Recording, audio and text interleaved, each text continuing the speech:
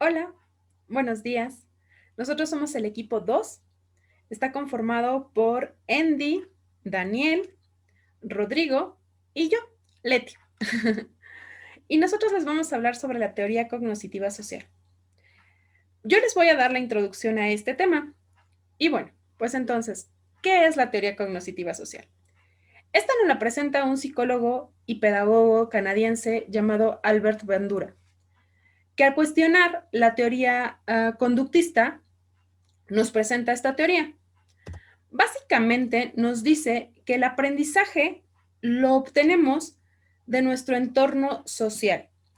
Proviene de ahí y ocurre de forma vicaria o de observar lo que pasa a nuestro alrededor, de lo que escuchamos, de lo que sentimos, de lo que vivimos. Entonces, por lo tanto, básicamente lo que él nos dice es de que nosotros estamos aprendiendo de lo que nos rodea, del medio ambiente en el que nos estamos desarrollando. De esta manera, él nos presenta tres funciones fundamentales de esta teoría, que es la facilitación de la respuesta. Esta normalmente va dirigida a las masas. ¿Por qué? Porque es una función que incita socialmente a que se realice una acción. Por ejemplo, yo puedo decir que ahorita están muy de moda los coaches y entrenadores de vida. Ellos te incitan a seguir este estilo de vida saludable, donde, bueno, vas a obtener un bienestar físico y emocional como el de ellos. Entonces, bueno, te piden o te incitan a reproducir esas acciones para conseguir un beneficio. La segunda es la inhibición y la desinhibición. Esta va de la mano con la motivación. ¿Por qué? Bueno, si yo realizo una acción que me lleve a una consecuencia positiva o que no me genere ninguna consecuencia, yo la voy a seguir realizando. ¿Por qué? Porque, bueno, pues voy a obtener algo bueno y me voy a desinhibir. Y por lo tanto, cada que realice esa acción la voy a hacer de mejor forma o con mayor entusiasmo. En cambio, si esta acción me genera una consecuencia negativa o algo malo a mi vida, me voy a inhibir y no la voy a volver a realizar. Inclusive voy a olvidar que existe. Y bueno, la tercera función es el aprendizaje por observación, que es cuando ya el sujeto realiza una acción que ha venido observando durante algún tiempo. Por lo tanto, nos dice que esta teoría justamente tiene un proceso de aprendizaje muy simple. Consta de 4 características, que son la atención, retención, producción y motivación. La primera es cuando se observa una conducta que no conocemos, que la estamos observando por primera vez y nos va a llamar la atención. Por lo tanto, la vamos a retener y la vamos a organizar y almacenar en nuestra memoria para posteriormente ponerla en práctica, la vamos a reproducir. Entonces, bueno, cuando yo reproduzco esta acción, si esta me genera una acción positiva y me da algo bueno, entonces por motivación la voy a seguir realizando. Mi motivación va a crecer y bueno, pues la acción la seguiré realizando hasta que se quede totalmente anclada en mi memoria y bueno, ya la realice como un acto habitual. En cambio, si mi acción me produce una consecuencia negativa, lo que va a pasar es de que no la realizaré nuevamente y por lo tanto no va a generar el proceso de retención y en corto plazo se eliminará de mi memoria para poder obtener nueva información.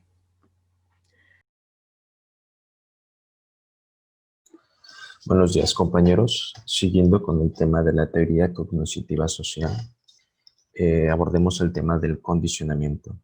Se define como el aprendizaje por condicionamiento al proceso por el medio del cual se efectúa un cambio en la conducta a través de la experiencia o la asociación de los eventos o estímulos.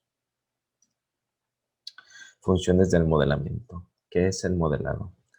El modelado es un tipo de aprendizaje que se basa en la imitación de la conducta ejecutada por un modelo, normalmente de otra persona, que es la facilitación de la respuesta.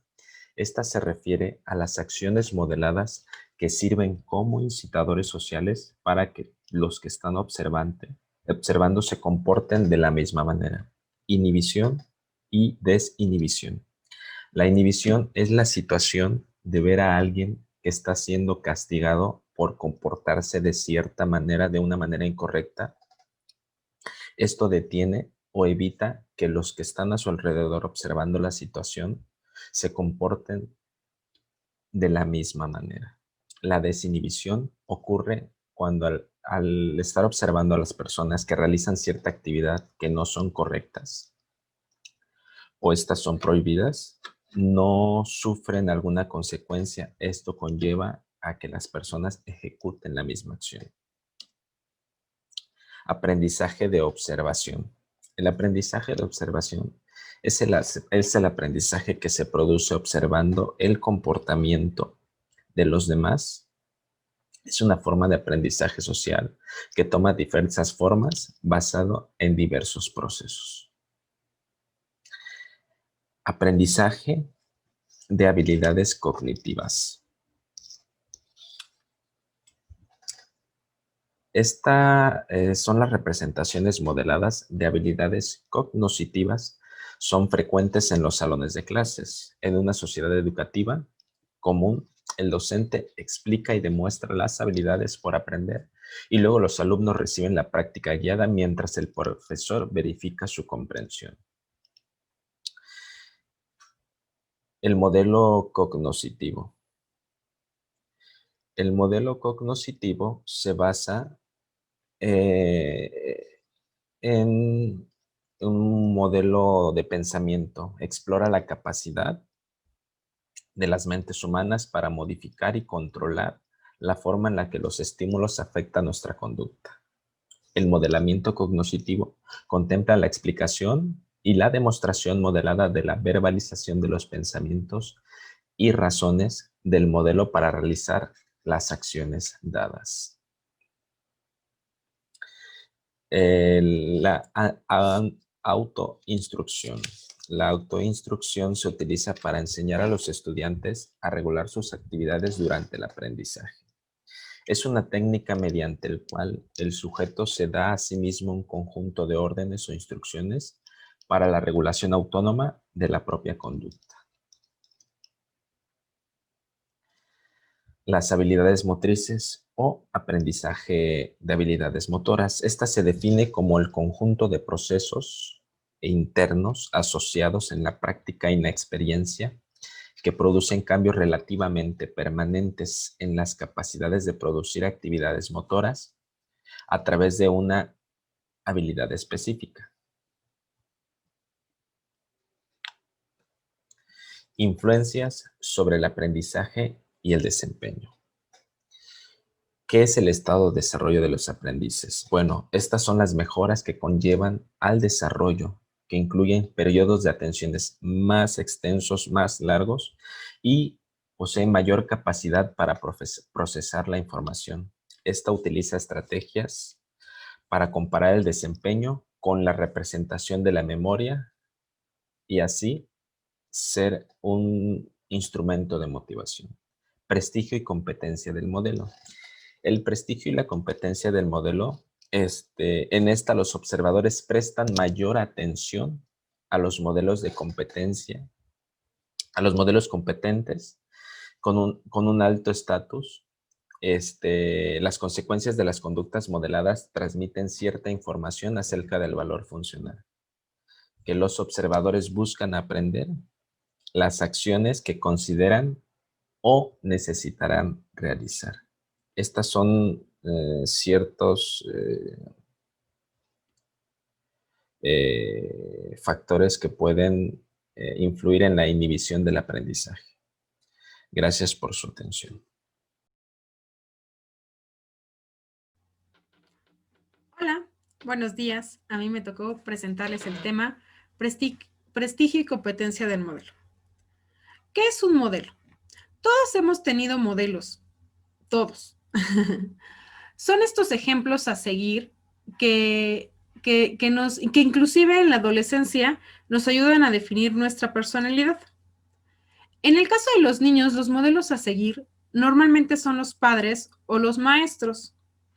El objetivo del modelo es crear una conducta, ya sea negativa o positiva, la cual el observador va a seguir. Ese es el propósito del modelo. Las consecuencias de observar una conducta o un modelaje nos lo presenta Bandura en el experimento del muñeco bobo. En este momento les voy a proyectar un video, espero se escuche y espero se vea, donde nos explican qué es el experimento del muñeco bobo y enseguida yo se los retroalimento. A comienzos de la década de 1960, el psicólogo Albert Bandura realizó un experimento clásico sobre aprendizaje y agresión. Un grupo de niños en edad preescolar veía una película en la que un adulto golpeaba a una muñeca de plástico con un mazo, la tiraba al aire, la pateaba y la bofeteaba. Después se dejó a cada niño jugando solo en una habitación con juguetes entre los que estaba la muñeca. Como muestran las imágenes, muchos de los pequeños que habían visto la película imitaron el comportamiento del adulto e incluso idearon modos nuevos de golpear a la muñeca. Los que no habían visto la película no mostraron ninguna de las conductas agresivas del adulto. El experimento demuestra que los niños aprenden conductas agresivas por la pura observación. Bueno, pues básicamente lo que nos dice Bandura es de que aprendemos de la observación, especialmente los niños, ya sean conductas positivas o conductas negativas. En este caso, en el experimento, bueno, uno de los grupos, el que no había visto este video donde la persona era agresiva con el muñeco, bueno, en este caso los niños no se comportaron de manera agresiva. En cambio, el otro grupo que había visto ese video, bueno, pues entonces ellos se comportaban de la misma manera. Eso es lo que nos dice Bandura. Existen tipos y estrategias de modelaje que nos pueden ayudar. Existe el automodelaje, que no es más que el grabar la conducta o la acción del niño o del adolescente. ¿Para qué? Para que éste observe desde otro punto de vista o desde afuera esto que le está pasando. Si es una conducta positiva, bueno, pues lo va a motivar a continuar haciéndolo y bueno, pues de esta manera mejorar. Si es una conducta negativa, bueno, pues lo que se pretende al enseñarle este video es de que cambie su manera de ver las cosas y reformule la forma en la cual se está comportando. La motivación, bueno, pues la motivación la hemos visto ya anteriormente en el conductismo, y bueno, básicamente todos los docentes, o al menos la mayoría de los docentes o los que trabajamos frente a grupo, la hemos aplicado y es esta parte donde se les da un castigo o una recompensa a una acción. Si el niño se porta bien, se le da un premio o un reconocimiento. Si el niño se porta mal, se le da un castigo o una consecuencia. Esto también sirve de ejemplo para los demás niños y para moldear la conducta de los demás, ya que, bueno, pues si es una conducta positiva, todos lo seguirán para conseguir el premio, y si es una conducta negativa, nadie lo seguirá o evitarán esa conducta para evitar también el castigo. Entonces, bueno, eso es básicamente la motivación. Luego vienen las metas. Dice Tolman, decía que toda conducta lleva una meta. Por lo tanto, él sugiere que las metas se manejen a corto, mediano y largo plazo. ¿Por qué? Porque de esta manera el niño o el adolescente va a tener la capacidad de ir avanzando poco a poco a la meta principal. También nos decía que una meta es un propósito o un objetivo, por lo tanto, el que debe de poner las metas es el niño o el adolescente.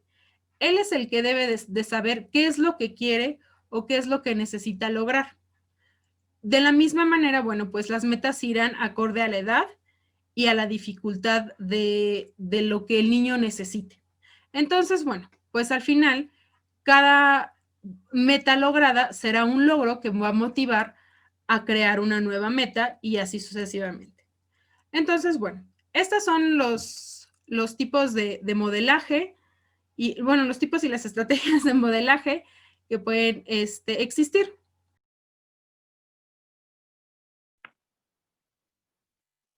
Bueno, mi nombre es Sandy y vamos a continuar. El valor se refiere a la importancia o utilidad percibida del aprendizaje. Los valores se pueden evaluar con respecto a estándares externos o internos, así como lo vemos en la imagen. Y externos abarcan lo que son los papás, los maestros, y los internos ahora sí que son propios. Los valores se desarrollan en forma activa. Cuando las personas aprenden con la práctica, también experimentan las consecuencias de sus actos.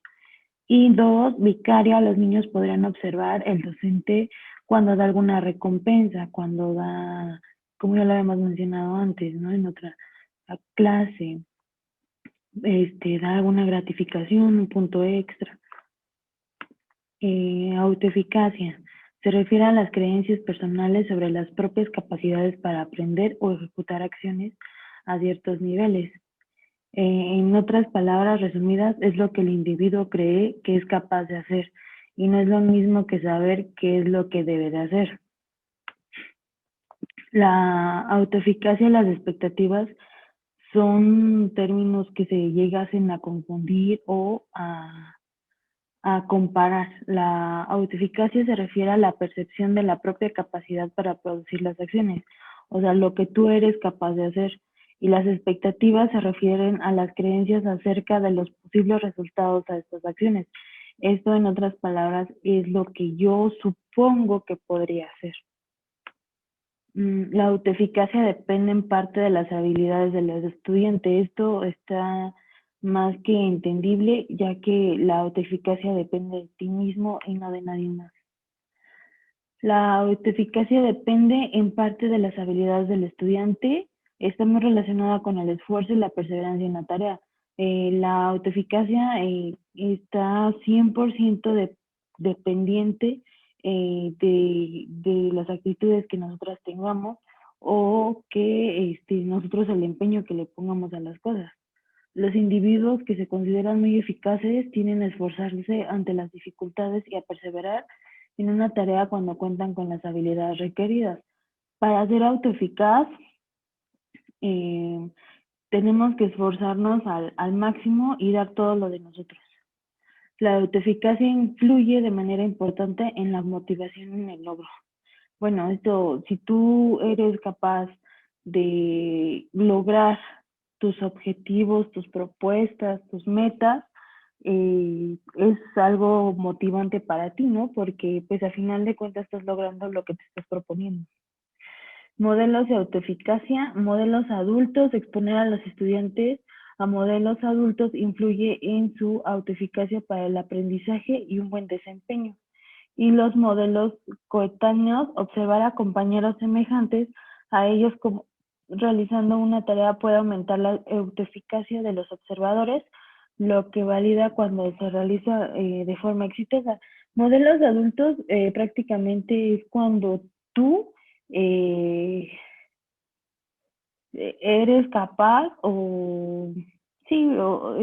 todo depende de ti. O sea, los modelos adultos es un ejemplo de todo lo que lo que tú has realizado. Y los modelos coetáneos es cuando alguien más alguien más está observando y como alguien, es como un admirador. El modelo coetáneo te admira y él se motiva para querer ser como tú. Gracias. Mi nombre es Rodrigo. Yo voy a hablar sobre las habilidades motoras. ¿Qué son las habilidades motoras? Es la capacidad que se adquiere por aprendizaje de realizar movimientos con excelencia técnica en forma óptima y en cualquier situación. Sus componentes son la destreza, que es la discriminación de los movimientos, los patrones motores filogenéticos, que son propios de cada especie. La capacidad emocional es cómo un nene actúa de manera emocional. Las experiencias previas, las capacidades coordinativas como por ejemplo el equilibrio, las capacidades condicionales como la fuerza, la resistencia, flexibilidad y velocidad, y por último, las capacidades intelectivas. ¿Qué es la autoeficacia en la instrucción? Se refiere a las creencias personales sobre las propias capacidades para ayudar a que los estudiantes aprendan. La autoeficacia en la instrucción debe de influir en las actividades, el esfuerzo y la perseverancia de los profesores con los estudiantes. Es probable que los docentes con baja autoeficacia eviten planear actividades que consideran que exceden sus capacidades, que no perseveren con su trabajo y que los alumnos que muestran dificultad de aprendizaje se esfuercen poco por encontrar materiales que los repasen al contenido para mejorar la comprensión de los estudiantes. Por otro lado, los profesores con autoeficacia elevada tienen más posibilidad de desarrollar actividades desafiantes, de ayudar a los estudiantes y de tener éxito y de ser perseverantes en su trabajo con los alumnos que presentan problemas de aprendizaje. Estos efectos en la motivación de los docentes mejoran el aprovechamiento de los alumnos. Los profesores con una autoeficacia elevada tienen manifestaciones con mayor compromiso en su trabajo. ¿Qué son las actividades terapéuticas sanitarias? Este es un modelo que asigna una función prominente a las percepciones de los individuos en cuatro factores cognitivos que influyen en sus conductas sanitarias. La susceptibilidad, que es la evaluación de las personas en los riesgos de ciertas amenazas para su salud. La gravedad de las amenazas a la salud, los beneficios de las conductas recomendadas para reducirlas y los obstáculos para la acción. Otro aspecto importante es que un cambio exitoso en el estilo de vida que mantienen con el tiempo exige que las personas se consideren autoeficaces para manejar sus propias actividades y controlar los eventos que afectan sus vidas. La autoeficacia afecta el comportamiento a través de procesos cognitivos de motivación, afectos y de toma de decisiones. Por consiguiente, la autoeficacia influye en los pensamientos de las personas que pueden ser positivos o negativos en la manera en que se motivan a sí mismas y perseveran durante dificultades. Para ello, existen actividades terapéuticas y sanitarias. Por otro lado, están las aplicaciones en la instrucción, y el primer punto que vamos a tomar son los modelos. Este es el papel que se desempeña en la autoeficacia en el aprendizaje está bien documentado. Para determinar cuáles son los métodos de instrucción, se debe realizar que es importante que los profesores evalúen los efectos que tendrán en la autoeficacia y el aprendizaje de los estudiantes. Podría ocurrir que un método que produzca aprendizajes no incremente la autoeficacia. Por ejemplo, ofrecer a los alumnos mucha ayuda sirve para incrementar su aprendizaje, pero no contribuye en gran manera a su autoeficacia por aprender y a desempeñarse bien por su cuenta. Otro aspecto es la autoeficacia. El empleo de los profesores como modelos facilita el aprendizaje, les proporciona información acerca de la autoeficacia. Los alumnos que observan a los docentes explicar y demostrar conceptos y habilidades pueden aprender y considerar que cuentan con las capacidades para aprender más. Los profesores también ofrecen a los estudiantes información que les ayude a todos aquellos que presenten lecciones diciéndoles que todas las pueden aprender y si trabajan duro pueden dominarlas. Esto se convierte en habilidades. Por último, tenemos lo que es la tutoría y la asesoría. La tutoría refleja muchos de los principios cognitivos sociales analizados que se refieren a una situación en la que una o más personas sirven como agentes de instrucción, generalmente de una materia en específico o con un propósito en particular. Cuando los compañeros son los agentes de la instrucción, la tutoría es en forma de aprendizaje. En este caso se denomina por los pares. Los tutores fungen como modelos de instrucción al explicar y demostrar las habilidades, operaciones y estrategias a los individuos que quieren aprender. Tanto en adultos como en los niños pueden ser tutores eficaces para los mismos. Sin embargo, es importante tener en consideración que algunos efectos positivos son la motivación y el trabajo entre pares. Esto es las aplicaciones en la instrucción. Muchas gracias.